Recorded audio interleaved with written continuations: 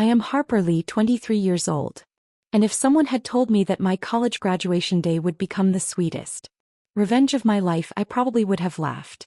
But when I stood on the main stage of Brook Hill University with a microphone in my hand and my heart pounding, saw my parents' gaze begin to waver from the front row of honored guests, I knew the moment had arrived, or the black gown of the business department with a gold-embroidered honor stole draped over my shoulders.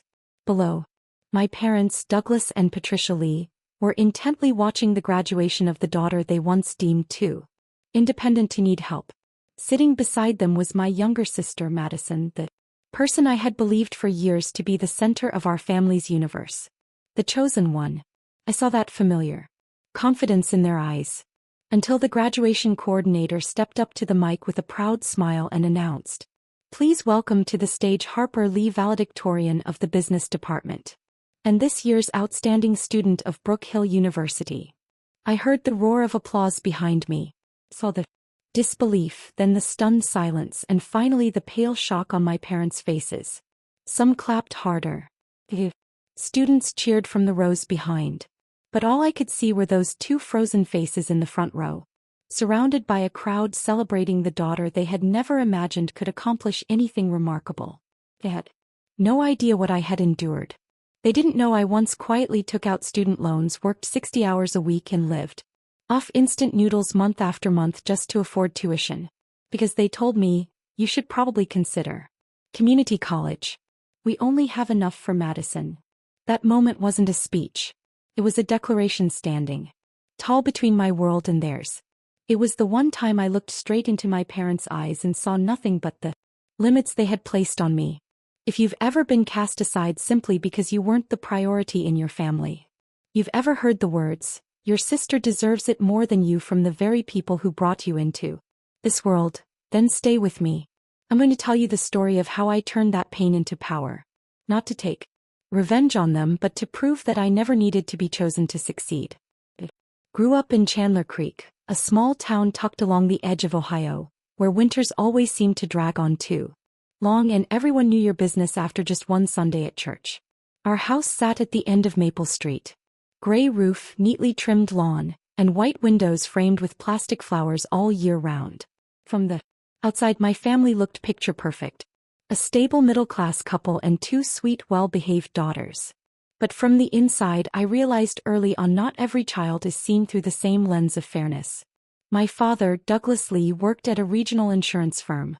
He was always polite, fond of order, and particularly averse to anything that smelled of high risk. My mother, Patricia, was a high school literature teacher in town.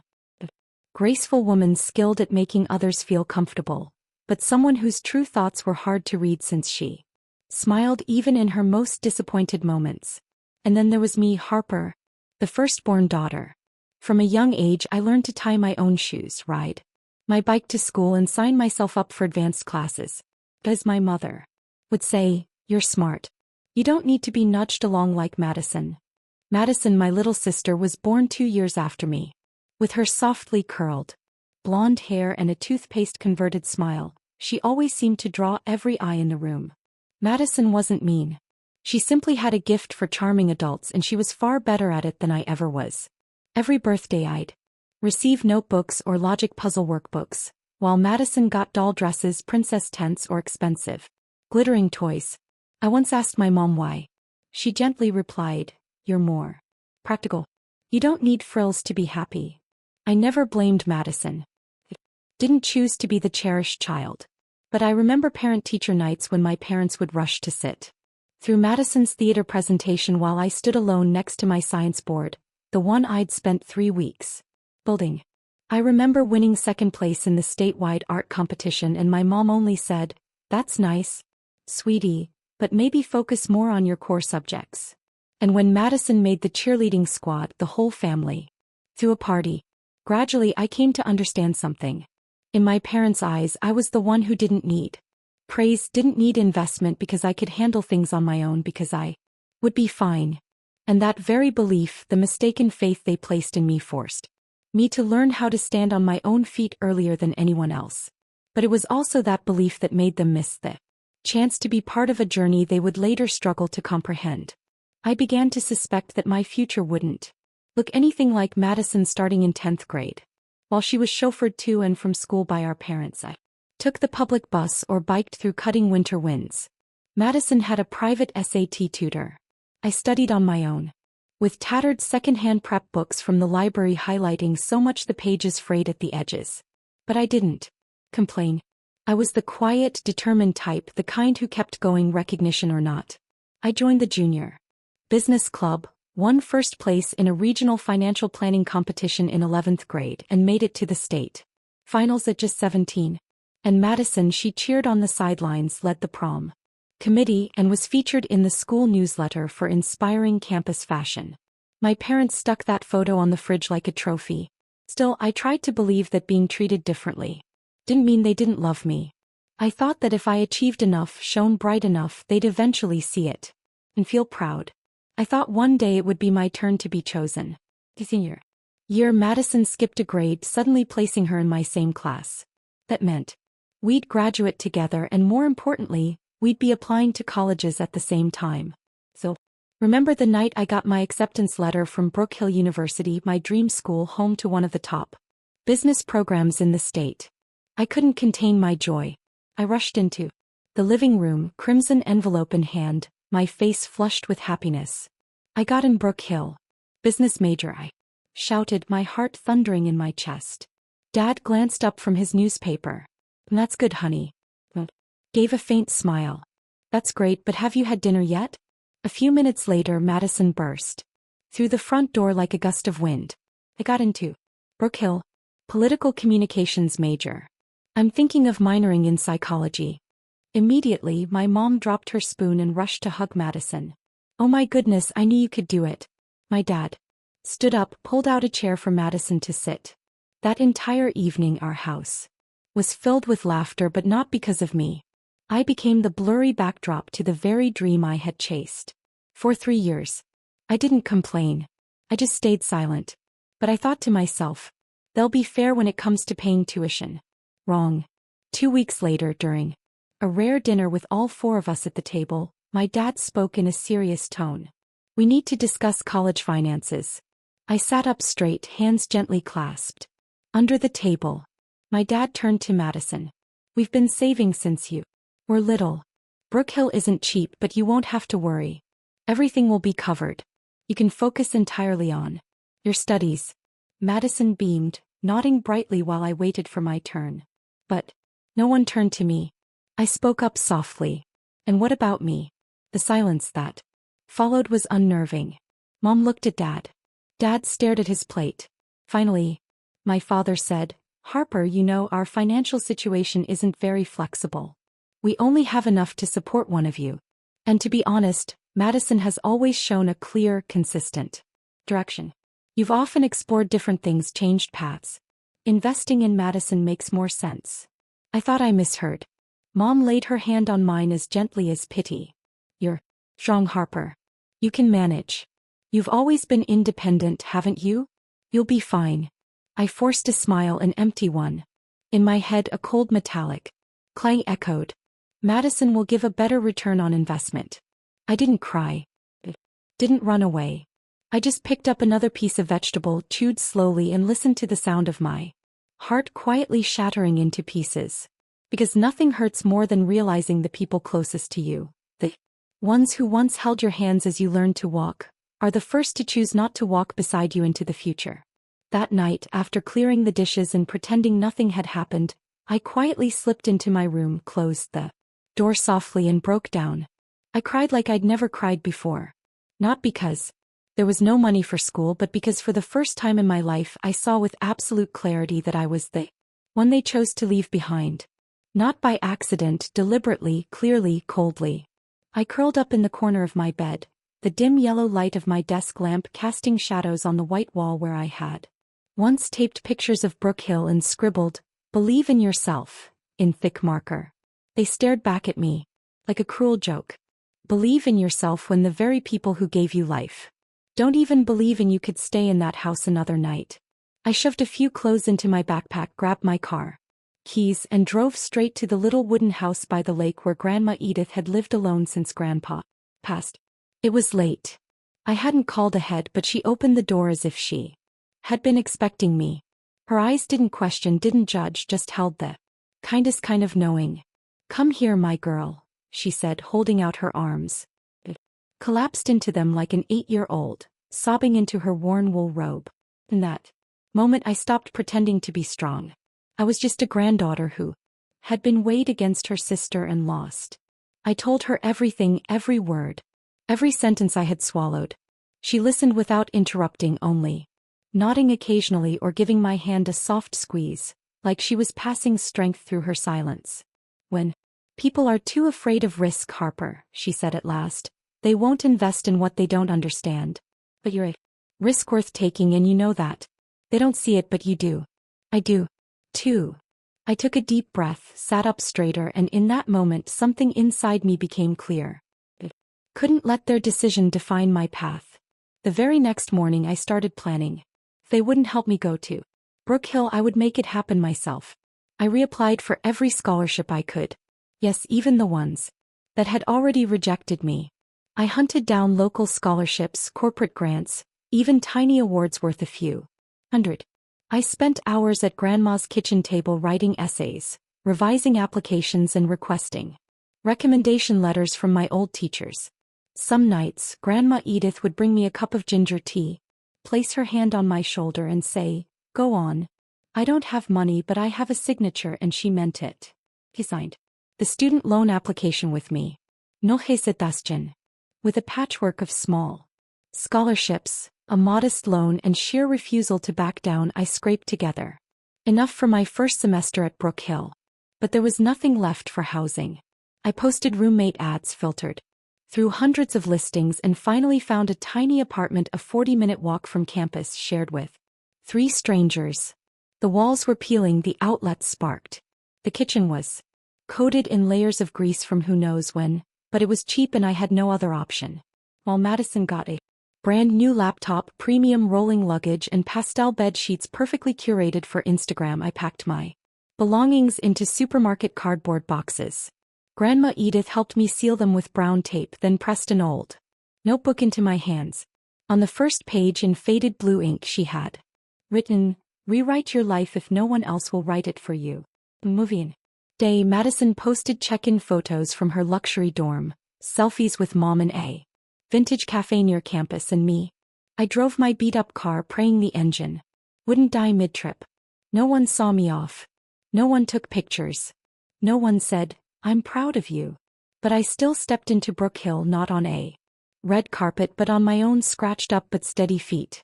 I didn't know what the future would hold, but in that moment I knew one thing for certain. From now on, no one had the right to tell me I wasn't worth investing in. I would invest in myself, and they would witness every single return I earned, even if they never put in a dime. Freshman year began like an unannounced storm. No gentle orientation week, no soft landing. For me, every day was a breathless sprint on a tightly packed schedule. Each morning I woke at 5 a.m. to squeeze in studying before my 6 a.m. shift at the cafe behind the main library. I made espresso, wiped tables, scrubbed out sticky blenders until nearly noon. Then I rushed back to what I called my dorm. Really just a cramped bedroom in the shabby apartment I shared with 3 roommates from 3 different parts of the country. I changed clothes, scarf down, half a sandwich from the day before, and dashed to class. We're filled with courses on economic principles, managerial accounting, and data analysis, all demanding razor-sharp focus. I didn't dare let my attention slip, not even for a moment. I took notes by hand because I couldn't afford a new laptop. Every time I glanced around at my classmates typing away on their MacBooks, I could only remind myself I chose this path. I won't complain. On weekends, while most students went home to visit family or attended campus parties, I worked the night shift at a bookstore near campus, selling books, tagging inventory, working the register. Some nights I got home close to 1 a.m., kicked off my shoes, collapsed onto the cold floor, head tilted back against the wall, too exhausted to cry, to speak, to even breathe. And still I had to keep studying, had to keep reading, had to prepare for next week's presentations, because if I failed even one class, I'd lose the tiny scholarship I was clinging to. Everything pressed against my chest, suffocating so many sleepless nights. asking myself, was I foolish to think I could do this alone? Meanwhile, Madison lived an entirely different life at the same university. Saw her world through social media. Gorgeous snapshots of a dorm that looked like a boutique hotel, sorority parties, spring seminars at. She wore new ball gowns, dined at Italian restaurants, and got a birthday plane ticket to Florida. Me. I repacked my leftovers in plastic containers and calculated whether I had enough money left to buy toilet paper.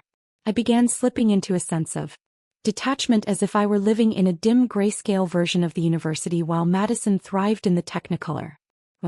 My apartment had leaky pipes, damp walls, and a hallway light that flickered more often than it stayed on. One of my 3 roommates, Nina, noticed I often survived on instant noodles and dry toast. He didn't say much, just one evening left a box of rice in the fridge with a note. Don't hesitate. Over time, Nina became the one person I truly talked to. Was a sociology major who cooked dinner every night and always set aside a portion for me. When I was too tired to write a paper, she brewed me ginger tea. When I fell asleep at the table from studying too late, she'd quietly drape a blanket over me, never saying a word. Never asked, "Why don't your parents help you?" She just stood by quietly like an anchor post in the turbulent undercurrent of college life I was struggling to stay afloat in. One day in a seminar class on market strategies for small businesses, I presented a business model I had dreamed up back in high school, a platform to help micro businesses manage digital content through simple AI tools. After the presentation, Professor Martin, a notoriously tough figure in our department, approached me. He placed a hand on my shoulder and asked, "Are you working a job outside of class?" I nodded. "Would you be interested in working as a research assistant? My current project aligns perfectly with your pitch. It's paid." I froze. I couldn't believe it. For the first time in months, I felt like a real door had opened. That night I walked back to our rundown apartment with a soft smile on my lips. Everything was the same. Peeling paint, flickering lights, the lingering smell of cooking in the halls. But something inside me had shifted. I didn't know when I'd make it out of this phase. But I knew one thing. It wouldn't break me. And if it couldn't break me, it would forge me into someone that no one, not even my parents, could ever dismiss again. The research assistant job with Professor Martin didn't just help me cover part of my rent. It opened a new world. A space where I was no longer seen as the girl getting by on her own, but as someone with ideas, depth, and real potential. We worked with data on small business consumer behavior in the post-pandemic era. I had access to proprietary research, learned to interpret market trends, and took part in discussions I had once only listened to from a distance in the library. One day after I presented a proposal for improving digital content analytics through consumer response-based AI simulations, Professor Martin looked at me for a long time and said, "Have you ever considered starting your own business, Harper?" I laughed, half joking, half serious. "I used to think about it, but then I remembered. I have no money," he responded instantly without hesitation. Good startups begin with a real problem worth solving, not a big bank account. That night, I wrote the first sketch of what would become Harper Studio, a small platform offering digital content management support for micro businesses, family-owned shops, and freelancers who weren't tech-savvy. I knew this customer base because I had once been one of them. I understood what they needed, what they didn't understand, and what they feared. I borrowed an old laptop from the school lab, built a website using free templates, and created simple service packages priced lower than a large pizza. I couldn't afford ads, but I had writing skills. I wrote my own posts, created content for social media, and promoted them on small community groups on Facebook, Reddit, and Nextdoor. My first client was a handmade candle shop owner in Carolina. Then came a freelance yoga instructor from Arizona, and a family-run bakery in Chicago. Slowly but surely I started earning a steady income. Not a lot, but enough for me to quit my night shift at the bookstore and finally study properly. Every time I signed a new contract, I sent the first message to Grandma Edith. Contract number X signed. I'm still moving forward. In junior year, Professor Martin nominated me for the National Young Entrepreneurs Conference. I was stunned. In my application, I wrote about my journey from the girl whose parents wouldn't pay her tuition to the founder of a platform helping others like her build something from nothing. The week I found out I'd made it to the national finals, I sat still in my dorm room, barely able to believe they would say my name among hundreds of startups across the country. I had done something no one thought I could. And just as I was starting to gain real momentum, Madison knocked on my door. I couldn't believe it. My sister, with dark circles under her eyes, stood in the doorway. She mumbled, "I'm about to fail my senior thesis. My professor says my research methods are incomplete. I don't know what to do." I invited her in. We sat facing each other like two worlds that had never truly touched. Madison nervously flipped through her scattered notes while I looked at her, not with resentment but with the quiet recognition of someone watching a child experience their first taste of rejection from life. I didn't gloat. Didn't mock her, but I said something I had held inside for far too long. I did. Because I didn't have a choice. No one supported me. No one lifted me up. And I don't want you to be left behind the way I was. For the next 3 weeks, I helped her rebuild her entire research methodology, fixing each graph, analyzing every data point. He began to understand what it meant to truly study, to genuinely try.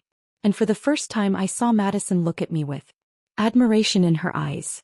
One evening, as we sat buried in books, Madison looked up and whispered, "You're amazing, Harper. Better than anything I've ever been told about you. I'm sorry I didn't see it sooner." I didn't need her apology, but I needed that moment. Because for the first time in so many years, I no longer felt like the outsider in my own family. I hadn't just survived the shadows. I had started to build my own path with work, with recognition, and with relationships healed from the inside out. And I had no idea it was only the beginning. Graduation took place on a clear morning in early May. The sky high and cloudless, the early summer sun gently warm, the ceremonial horns sounding in rhythms that made my heart beat faster. I stepped out of my old apartment with my hair neatly tied, the black gown draped over a simple but polished dress. On my shoulders hung the gold-embroidered honor stole, and around my neck the silver necklace Grandma Edith had given me, engraved with the words, "You are your own best investment." The main gates of Brook Hill University were packed. Parents, students, bouquets of bright flowers, and cameras flashing non-stop. I paused for a moment beneath the row of redwood trees, gazing up at the administrative building, once the place I had rushed to so many times, pleading for tuition extensions, submitting emergency loan forms, applying for urgent scholarships. Today I walked into that place not to beg but to emerge as someone who had made it through it all.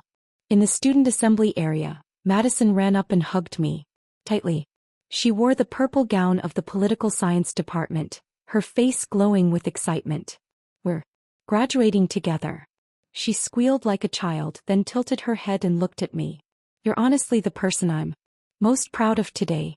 I smiled. Not the bitter smile I used to wear, but a calm, quiet one.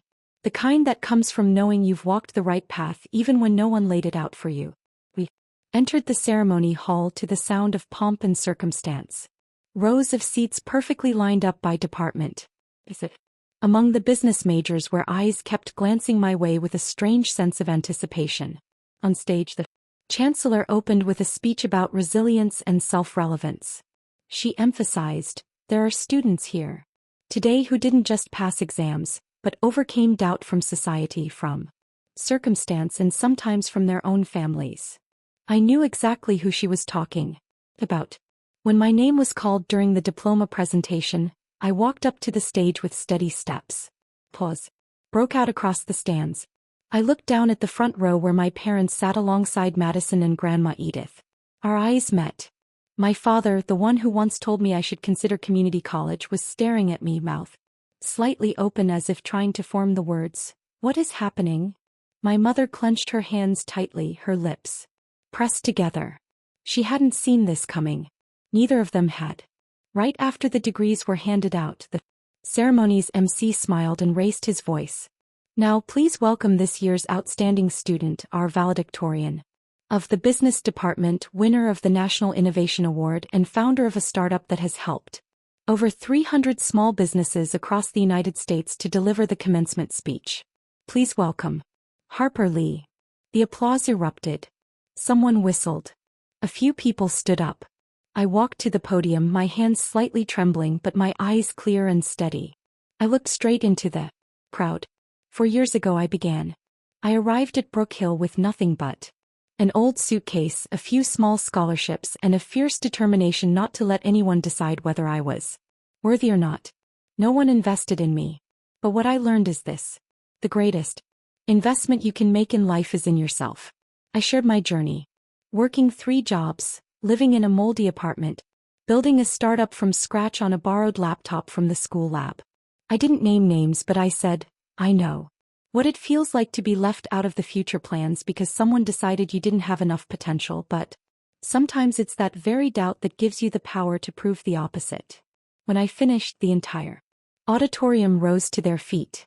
In that moment I saw my parents standing like everyone else, but their eyes locked on me as if they were seeing me for the very first time. The chancellor stepped back onto the stage. And now, she said, we honor Harper Lee not only as valedictorian, but as the most outstanding student in recent history at Brook Hill University. She paused, then smiled knowingly. In addition, to celebrate this remarkable journey, the university board has decided to establish the Harper Lee Scholarship Fund, dedicated to students who receive no support from their families yet rise through sheer effort and resilience. I didn't smile. I didn't cry. I just looked down at the front row where my parents sat frozen among hundreds of eyes. Family members, students, professors, all now witnessing what could no longer be denied. The truth had been spoken publicly, clearly, and irrevocably. And I, the child who wasn't chosen, was the one standing at the very top that day. Not because someone lifted me there, but because I climbed every single step myself.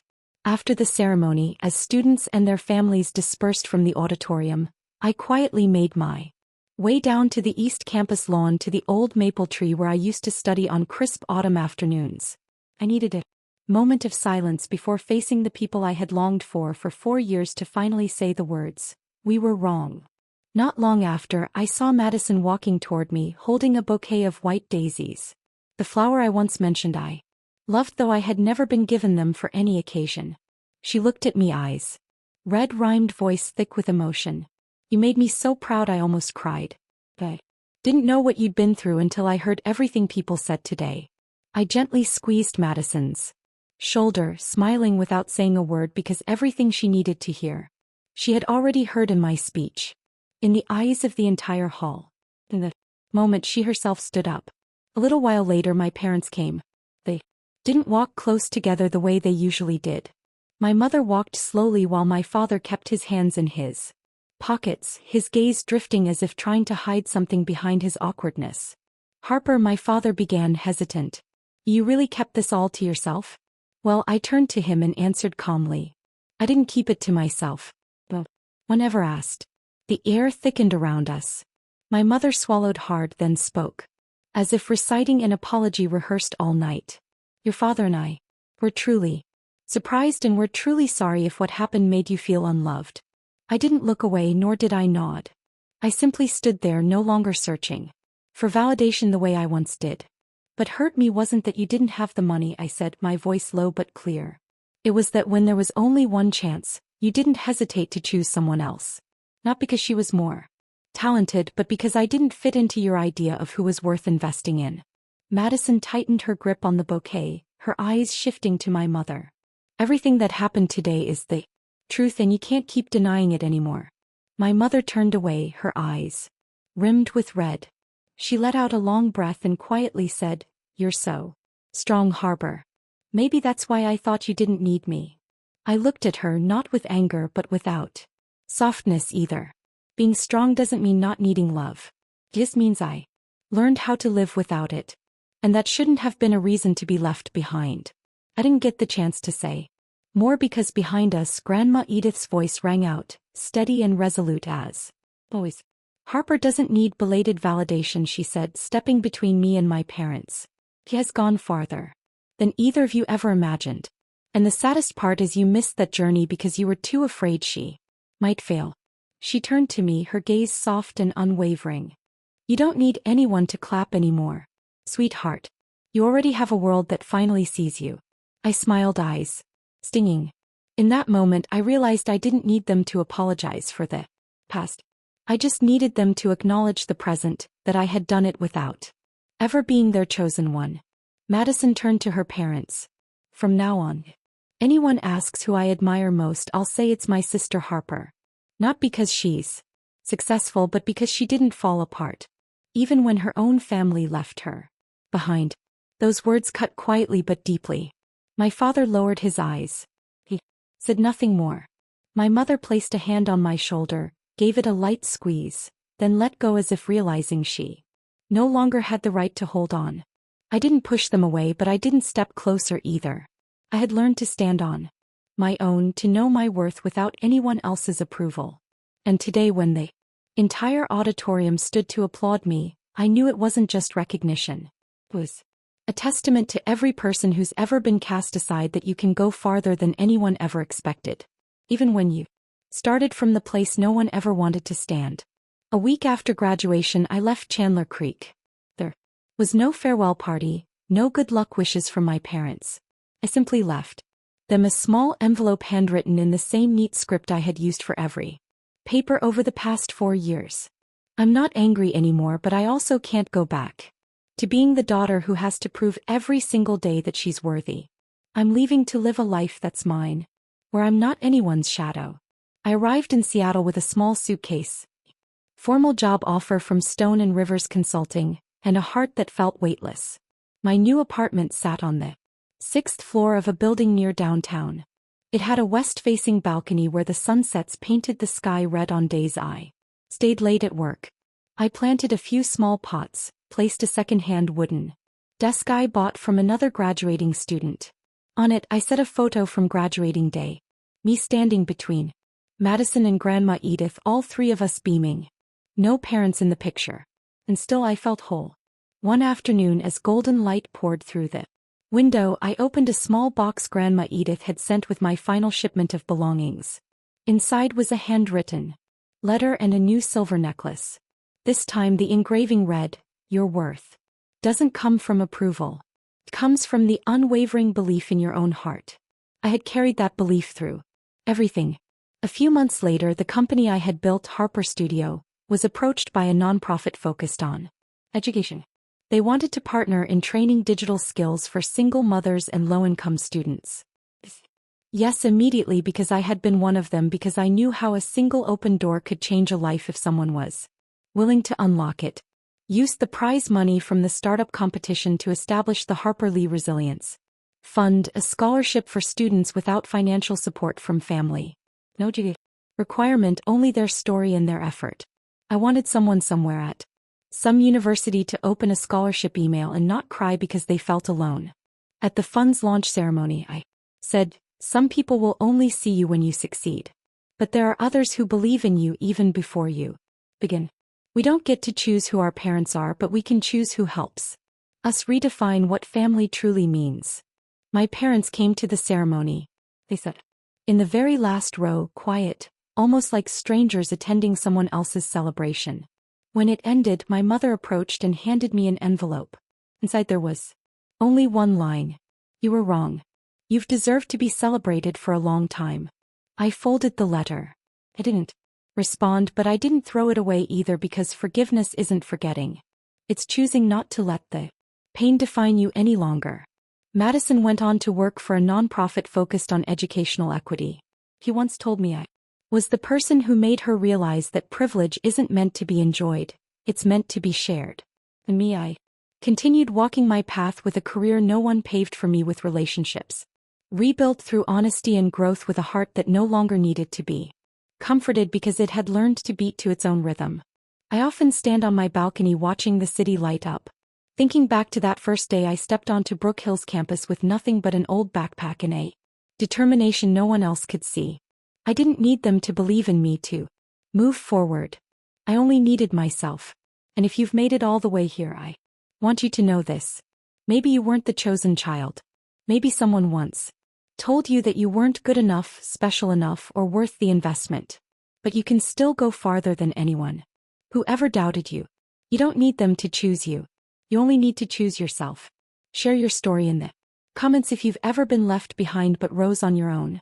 And if you believe in the power of your own voice, don't forget to like, subscribe, and pass this message on, because out there, countless other Harpers are still waiting to be seen.